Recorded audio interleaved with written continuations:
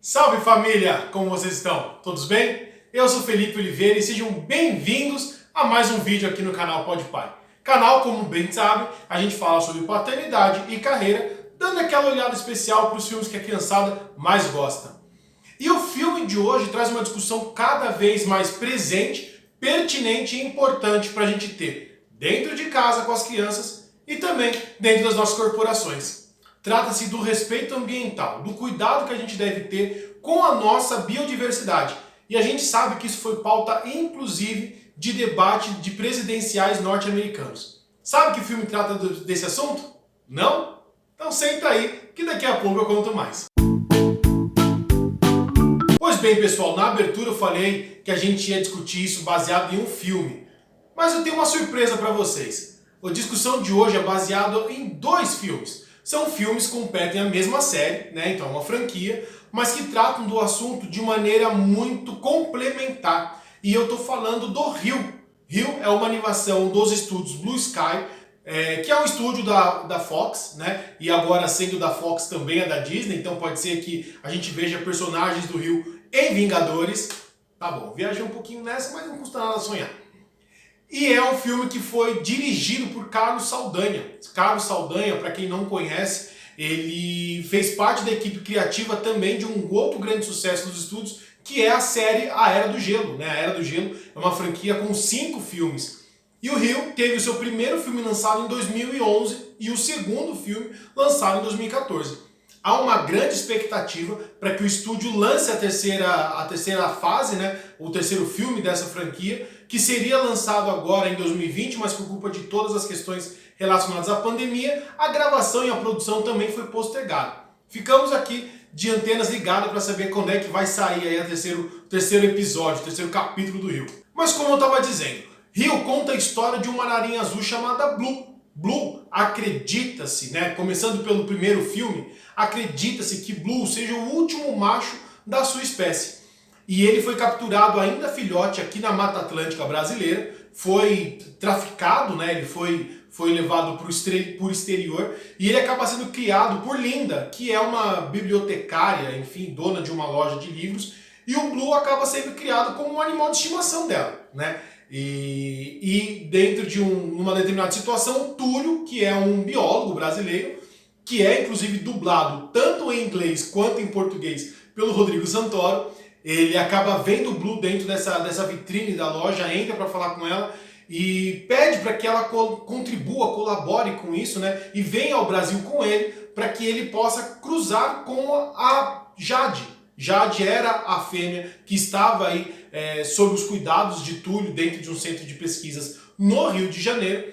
E uma vez que eles se conhecessem, enfim, tomassem um vinho, jantassem, eles pudessem dar prosseguimento à linhagem de uma espécie raríssima. Inclusive, isso é um fato real. As araras azuis estão em extinção aqui no Brasil. Mas, infelizmente, as coisas não acontecem tão simplesmente quanto a gente imagina. E o Blue, junto com a Jade, tem que lidar com uma gangue de tráfico de animais. Por mais que o filme trate disso de uma maneira um pouco estereotipada, é um problema muito sério. Nós vimos recentemente notícias tratando de estudantes que foram pegos traficando animais silvestres, né? Entre eles cobras, aranhas, jacarés, enfim, todo tipo de animal, porque a fauna brasileira ela é riquíssima. Nós temos um bioma, uma biodiversidade que é invejada pelo mundo inteiro. Né? Então o Brasil é um país muito rico nisso e infelizmente os traficantes acabam se utilizando disso. E é importante que a gente, nós como pais, falamos, né, tratemos disso dentro de casa com as crianças, porque são alguns animais que geram sim interesse de ter dentro de casa. Então as araras são lindas, né? Araias, papagaios, muitas vezes tartarugas, então são animais silvestres que têm o seu controle de compra e venda controlado, né, gerenciado aí pelo IBAMA, mas é importante a gente, como pais, discutir isso dentro de casa também, porque a criançada, a petizada sempre quer ter um bichinho um pouco mais engraçadinho, mais bonitinho, né? Mas muitos deles têm o controle de compra e venda gerenciado pelo IBAMA e não tem a sua venda permitida, né, controlada. Então temos que ficar de olho e discutir isso com a criançada. Mas do ponto de vista empresarial também é extremamente importante, Porque hoje a gente discute muito sobre o papel que as empresas têm na sua responsabilidade ambiental. Não somente na responsabilidade corporativa, né, de governança, mas também como ela interfere no meio ambiente onde ela está inserida. Então a gente vê uma série de unidades fabris passando por controles de dejetos que eles soltam dentro nos rios, até mesmo na poluição que eles soltam no ar, e existem aí até créditos de carbono justamente para que as empresas que emitirem menos gás carbônicos possam receber incentivos, muitas vezes financeiros ou tributários, dos governos aonde elas estão instaladas. Então é um ponto a ser tratado dentro de casa. E o filme Rio, o primeiro filme, trata bastante dessa questão aí. Já no segundo filme, a gente tem uma ampliação do escopo. Porque se na primeira fase o Blue e a Jade são responsáveis por proteger ou por repovoar aí, né, vamos colocar assim, a população de araras azuis, no segundo filme eles já são uma família formada, eles têm 3 filhotes e eles resolvem, eles entendem que os filhos estão muito imersos na tecnologia. Os filhos estão perdendo a essência de serem pássaros, de voar, de serem livres, né? Isso preocupa os pais. E eu acho que esse é um cenário cada vez mais presente na nossa vida, principalmente nessa fase de pandemia, onde as nossas criançadas ficaram muito tempo em frente à televisão e até por eles ficarem tanto tempo, me incentivou a sentar e assistir os filmes com eles e eu incentivo que vocês façam o mesmo. Voltando ao filme, Rio 2 amplia a discussão sobre o debate ambiental. E o Blue e a Jade, junto com seus filhotes, eles resolvem ir até a Amazônia, que seria o habitat, o ecossistema natural deles. E lá rola um encontro emocionante da Jade com o seu pai, já que ela foi capturada muito filhote também e acabou vindo para o Rio de Janeiro. Só que dentro daquela região amazônica, onde vivem as ararinhas azuis e também as ararinhas vermelhas, e é interessante assistir o filme porque existe uma certa rivalidade entre eles, né, por uma questão territorial, e eles resolvem numa partida de futebol, afinal nada mais brasileiro do que uma partida de futebol. Gente, é um jogo. Não é um jogo, é guerra. Que beleza! Dia bonito no poço sem fim! O vencedor leva tudo, é só! É o melhor de 7 e o grande vencedor vai controlar o pomar de castanheiras inteiro! É igual futebol, eu sei jogar.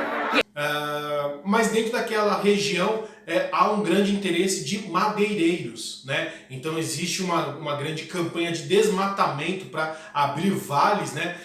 Derrubando árvores, para que até fica subentendido que a agropecuária acabe dominando aquela área.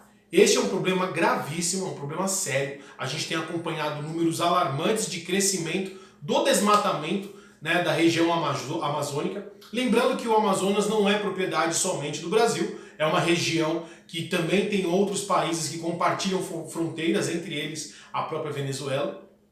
Mas a região aqui, sob os cuidados do Brasil, tem apresentado números cada vez mais gritantes de desmatamento. Só para vocês terem uma ideia, para embasar um pouco do que eu estou falando, o que foi desmatado no ano passado, né, no intervalo de 12 meses, entre julho de 2019 e entre agosto de 2019 e julho de 2020, é o equivalente a 6 vezes o território do município de São Paulo. É uma área muito grande. E só para vocês terem uma ideia, isso aumentou 34% de um ano para o outro. Tanto é preocupante que isso foi tema do debate entre Joe Biden, atual presidente dos Estados Unidos, e o Donald Trump, ex-presidente, envolvendo também o nosso atual presidente, Jair Bolsonaro, que infelizmente afrouxou as práticas, né, de proteção ao bioma nacional. Mas vamos deixar esse negócio de política para depois. O importante é discutir como a gente trata disso junto com as crianças e olhando para dentro das empresas. Bom, com relação às crianças é fato. A gente precisa mostrar que nós fazemos parte de um ecossistema. Nós não podemos destruí-lo, e sim preservá-lo, para que ele sempre possa nos nutrir com aquilo que a gente precisa. Desde matérias-primas básicas, então a gente utiliza celulares que dependem do minério que é coletado aí ao redor de todo o planeta, e muitos desses minérios vêm daqui do Brasil. A gente adora zoológicos e parques, a gente precisa proteger a Mata Verde, então hoje resta pouco mais do que 20% da Mata Atlântica original aqui no Brasil. E começa com pequenas atitudes. Não jogar papel no chão, não jogar plástico no chão, Sempre procurar reciclar tudo que for possível, vidros, metais, madeira, mesmo garrafas PET, né? E a criançada aprende isso desde a escola, mas o exemplo do pai, isso é determinante para isso. E olhando para o lado empresarial, as empresas estão cada vez mais imbuídas em desenvolver melhor as suas práticas de ESG. Para quem tiver interesse, eu vou deixar aqui embaixo o link com um pouco mais de informações sobre o que significa a sigla ESG, mas traduzindo para o português significa indicadores e planos de proteção ao meio ambiente, ao meio social, né, ao ambiente social em que a gente vive e às governanças corporativas da empresa. Então isso se transformou em práticas que as organizações estão implementando e essas práticas se tornam indicadores que mostram o quanto a empresa pode aumentar a sua lucratividade, a sua atratividade para investimentos. Então muitos venture capitals, private equity, enfim, toda a linha de financiamento, eles estão olhando cada vez mais para os impactos que a empresa provoca dentro da sociedade ou no meio em que vive e também nas práticas de governança, obviamente, mas isso também se mostra cada vez mais atrativo para a atração de pessoas. Então, se a gente já discutiu em vídeos passados a questão de propósito, questão de transição de carreira, a gente sabe que as pessoas estão olhando cada vez mais para alinhar o seu propósito pessoal com o propósito da sua organização. E as práticas e os indicadores de ESG mostram para toda a sociedade o que a empresa tem feito e, obviamente, que ela vai atrair pessoas que têm valores em comum. Legal? Bom, esse foi o nosso vídeo de hoje. Eu convido vocês a assistirem Rio e Rio 2, Maratone. É um filme muito bacana, por ele ser um filme que retrata a cultura brasileira. É um filme muito musical, né? Então é um filme muito musical, tem muita dança, tem muitas cores, a criançada adora. Tem personagens carismáticos, então se você gosta de cachorro, tem cachorro. Se você gosta de tucano, tem tucano. E é um filme que traz muito essa reflexão de como nós não estamos cuidando daquilo que a gente tem de mais precioso, que é o meio ambiente.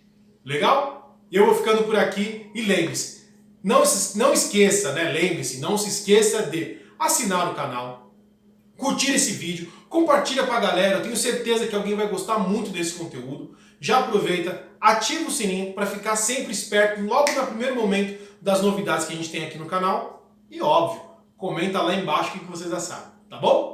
Um forte abraço e até a próxima!